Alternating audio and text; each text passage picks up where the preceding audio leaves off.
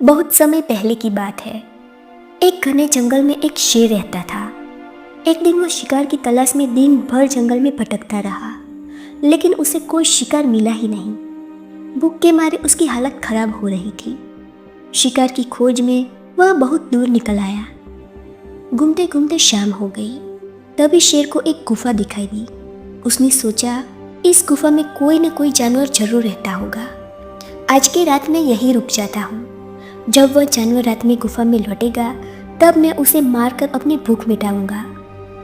यह सोचकर शेर गुफा के अंदर जाकर छिप गया और इंतजार करने लगा कि कोई जानवर आए। इस गुफा में एक शियार रहता था। वह दिन भर जंगल में भोजन की तलाश में भटकता और रात में गुफा में लौटता था। शियार बहुत ही चतुर था।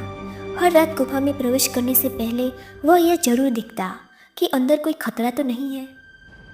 उसने ध्यान से जमीन पर नजर डाली। उसे गुफा के अंदर जाने वाले पैरों के निशान दिखे, लेकिन बाहर आने के कोई निशान नहीं थे। शियार समझ गया कि गुफा के अंदर कोई छिपा हुआ है। जब उसने ध्यान से पैरों के निशान को देखा तो समझ गया कि वे शेर के हैं।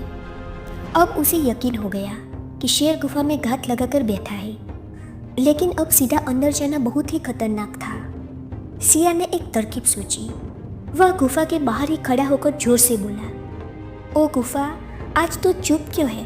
जब भी मैं तुझ में प्रवेश करता हूँ तो मुझे आओ, स्वागत है कहकर बुलाती है, लेकिन आज तो चुप क्यों है? अगर तूने मुझे नहीं बुलाया तो मैं अंदर नहीं आऊँगा। गुफा के अंदर शेर यह सब सुन रहा था। उसने सोचा, शायद यह सच में गुफा से रोज बात करता होगा। आज जब गुफा ने इसे बुलाया नहीं तो इसे शक हो गया। अगर गुफा नहीं बोलेगी तो यह अंदर ही नहीं आएगा और मैं भूखा रह जाऊंगा। यह सोचकर शेर ने गुफा की तरफ से धीरे धीरे कहा, आओ, स्वागत है। लेकिन शेर की आवाज़ कितनी भी धीमी क्यों ना हो, वह शेर की ही थी। शियार तुरंत समझ गया कि गुफा में शेर छिपा बैठा है। शियार चतुराई से वहाँ से भाग निकला और शेर अपनी बेवकूफ़ी पर पछताता रह गया। उसे पूरी रात भूखा ही रहना पड़ा।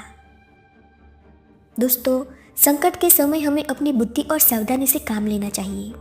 चालाकी और समझदारी से बड़ी मुसीबत से बचा जा सकता है। दोस्तों, ऐसे ही प्यारी कहानियाँ सुनने के लिए हमारे चैनल को सब्सक्राइब करें। धन्यवाद।